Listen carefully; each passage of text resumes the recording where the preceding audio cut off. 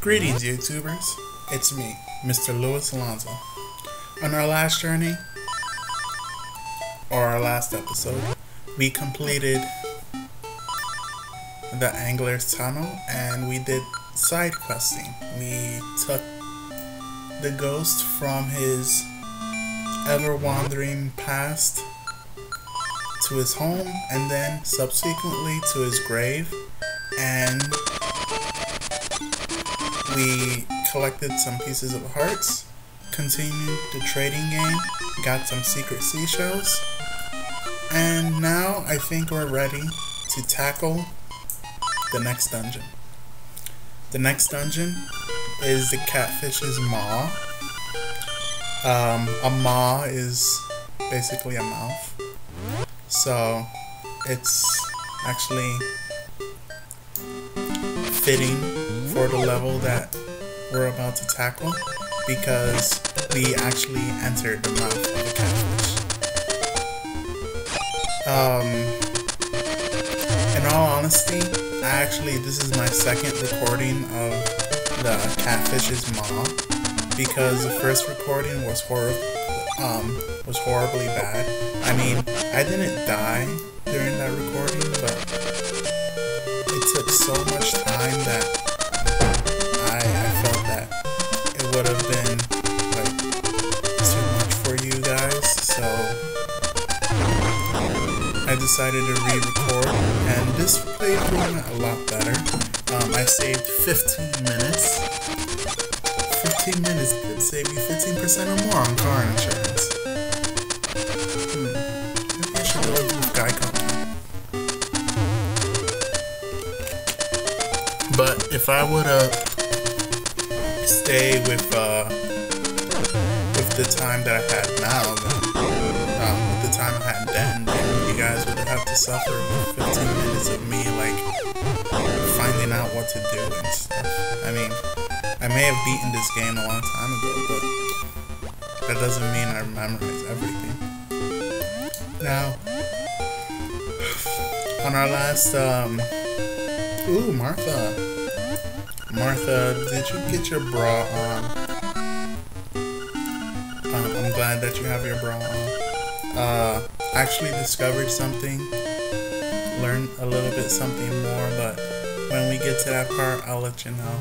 This game is so filled with Easter eggs and so many like unique and awesome things that you actually wonder how much time the developers really spent on this game. They spent a good majority of the time fine-tuning this game. Now, our last topic was about literature and video games, about how people view literature and its applications to video games. And for this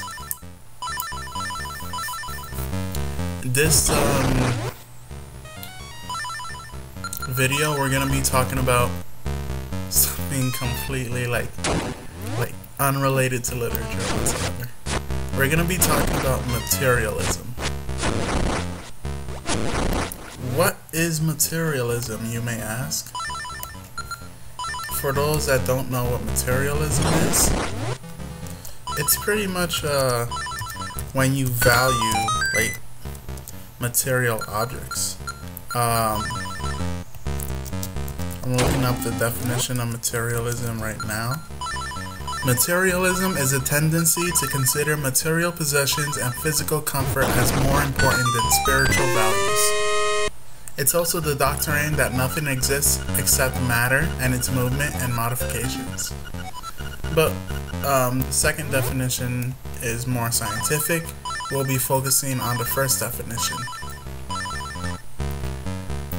Materialism. It's a form of secularism where people view like material objects as more important than anything else in life. And this part I fail utterly. And how do we define material objects besides failing at getting these chain things in the proper location.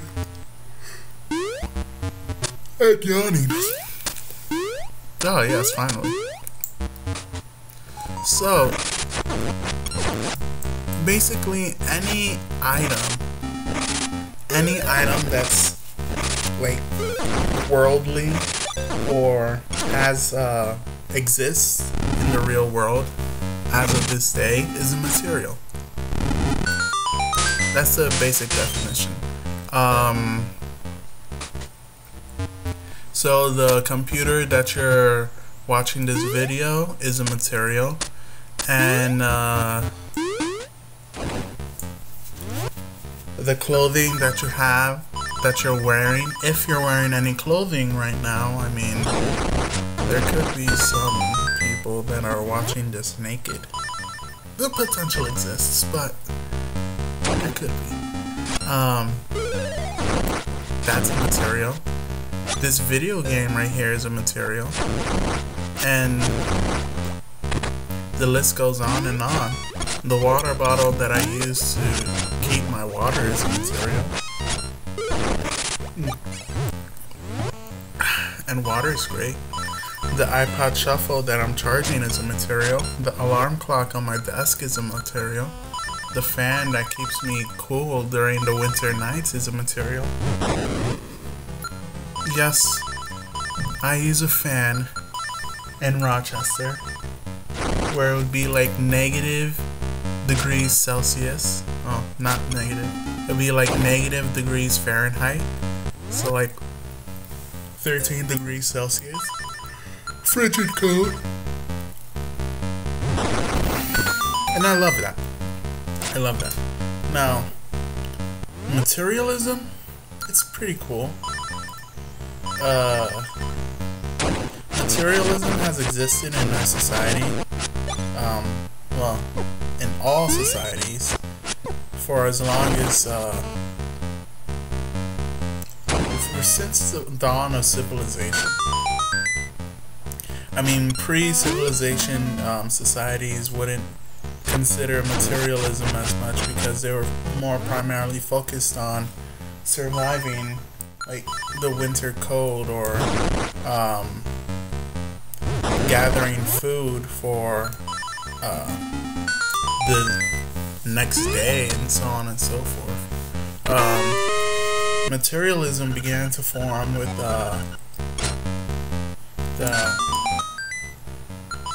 the first agricultural revolution, where people now had more time to focus on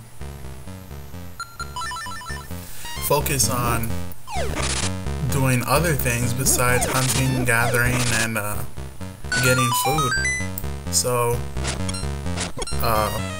with the extra time that they have, they can now create things, and from the creation we get like technologies, new technologies, wheel, so on and so forth, writing, and so on and so forth. This Miniboss, you're gonna have to fight him 4 times. He's a relatively simple Miniboss.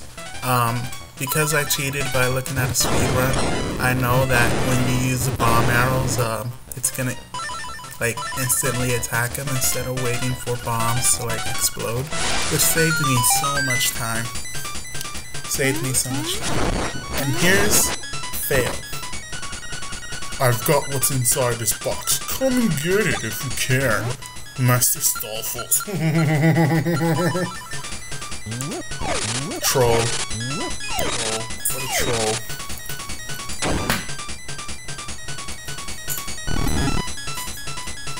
Troll. Such a troll. I hate that troll. I mean, trolls can be so horrible at times. Like, how could you, man? Now I have to go kill you and then retrieve my hookshot from your decaying corpse. Oh god, I can't imagine that. Okay, here's the second one. Now, materialism transformed with the rise of civilization. As civilizations became more complex, so did their desire for material objects, and soon, like, irrelevant things like precious metals such as gold and silver became extremely valuable. Like, during pre-civilization life, gold would be viewed as completely worthless. I mean,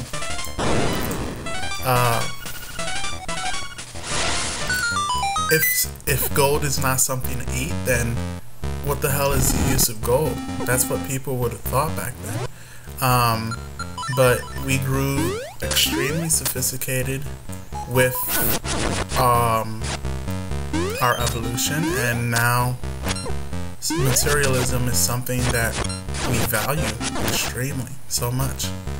And there's nothing wrong with valuing materialism. There's nothing wrong with valuing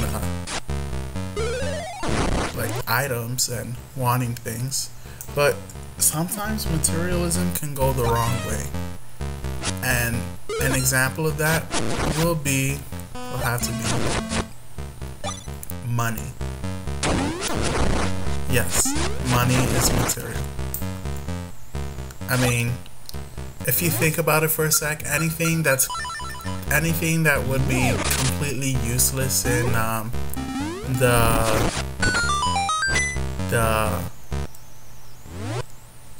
here's the third time you fight him. Anything that's completely useless in pre-civilization society would be considered a material. And because of that definition, I'm starting to doubt that clothing is material, but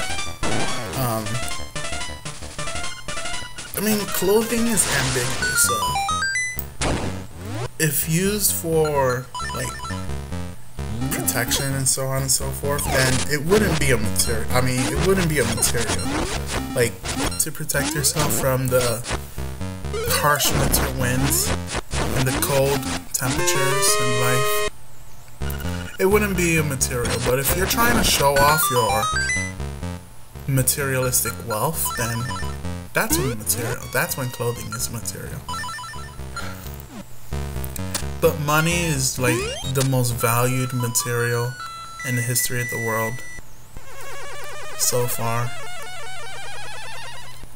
And that stems from our value of like gold and other precious metals and like our economic resources that would otherwise be completely useless. And the problem with money is that it's become so valued that we literally can't live our lives without it. We need money to purchase the food in order to survive. I mean, back then, all you had to do was make your own food, you know, gather your own food. But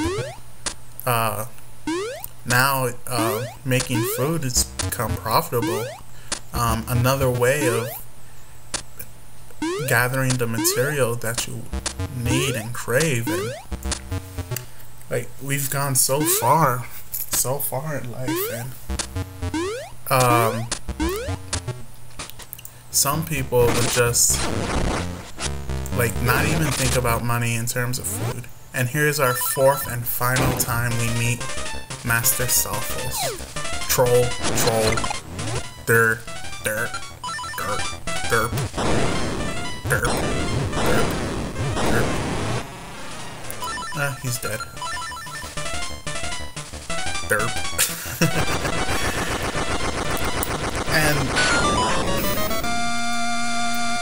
like, it's extremely difficult for people to like not think about money at all. Very, very difficult, if not impossible for some people. But once you realize the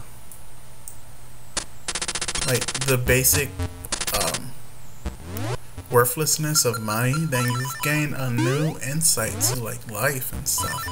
And how do you gain this insight? How can you begin to start thinking about money as something not as important as we deal with? I mean, technically money is, as a matter of fact, I'm not gonna be lying when I say money is God, because that's how much our society views money. If you don't have money, then you're pathetic and worthless. That's pretty much how the rich view money. And if you don't have money, if you don't have money, you're like, it's either you are pathetic and worthless, or you can't survive. It sucks. But once you think about money, once you think about materials as something that you don't need, as something that's fun to have, but not necessary to live with, then you're already starting to think in a higher plane than most people in life. And I think, I learned that from my experiences that money is not everything in my life. I grew up as a poor child in Harlem, Spanish Harlem, and I was extremely happy. I liked my life. Then I came to foster care, and that's when we learned about the true value of money besides buying video games and food and stuff. But I'm really like not into money as much as I would be now. But that's how far we've gone. For this Miniboss, you need to attack them with either arrows or a hookshot on their eye, and they'll die slowly. This boss can be extremely easy if you do the defense mechanism of holding your shield button while attacking. Unless the boss attacks you in a corner, then you're not going to get hit at all. And you can tell when this boss is opening his eyes because he just stops moving. So basically, that's how you kill him. And well, for me, money is not as necessary as it was like way back when. And the only real reason why I would want money is to fulfill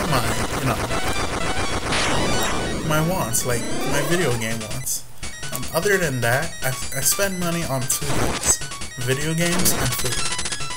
I'm a college student, so I don't need to pay rent right now. But if I had to pay rent, that would be my third thing I'd spend money on. Nothing more, nothing less. I only purchase clothing when it's absolutely necessary, like during the winter and stuff. I have a decent stockpile of clothes that I can use all the time, so clothing doesn't concern me. Clothing as a material object doesn't concern me. I don't like watches and stuff or like any accessory, because it's not necessary. I don't care about showing off my bling bling. I could care less about that. What else? iPhones. Yes. I could care so much less about iPhones, about any cell phone whatsoever, because unless I'm using it to make important calls and stuff, there is no other use for it. I mean, sure, yeah, I can use it to store songs and stuff, yeah, but the iPod Touch can do that as well. I mean, and it has Skype. No, it doesn't, I don't know. It may have Skype. But the iPod Touch can do that, and I mean, I can use that better. It's cheaper, right? I can save money and, you know, quote unquote, live better. Walmart. Yes, I love making those references, but it's not necessary. So I don't focus on these trivial aspects of material desire. I'm one of the least materialistic of my family. As a matter of fact, I think I am the least materialistic of my family. My brother is a materialist. He loves like having the latest cell phone. He wants an iPhone. He wants games. He wants cool clothing. He wants all that jazz, and it's nice. I have nothing against that because he's my brother and I love him, but it's not necessary, so I don't see the use of it.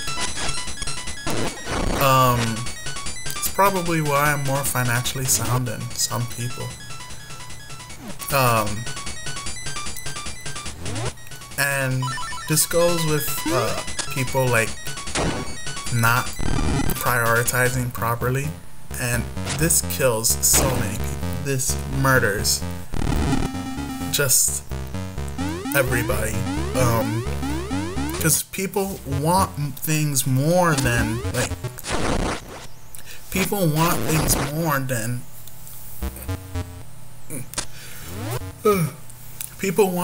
more than they can actually like have. The primary reason for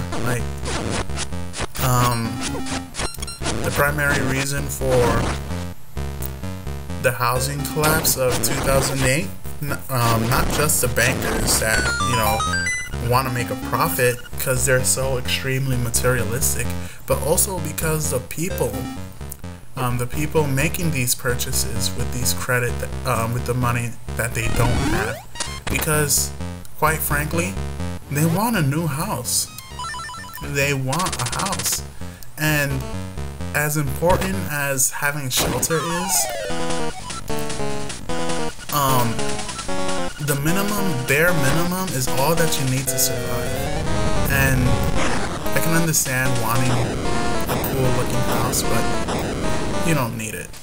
Now, this boss I had some trouble with on my first run, but I learned that if you stay within like the vicinity of his tail, like one block, like one square space away from his tail, then you'll be fine. Don't stay more than one space block away from his tail, because his tail will eventually catch up to you and hurt you. And you continue doing this until the boss is readily available to get hit by Hookshot. You hookshot him, attack the card, and that's it. No problem. So once again, stay within one square space from the tail, hookshot his face, and slash. That's it. No problem. And moral of the story, don't focus too much on material objects. It's okay to want, but don't want too much. And just remember that your needs always predominates your wants. And that's it for the Angler's Tunnel. Next up, we get closer to my favorite stage. And now, I'll see you guys later.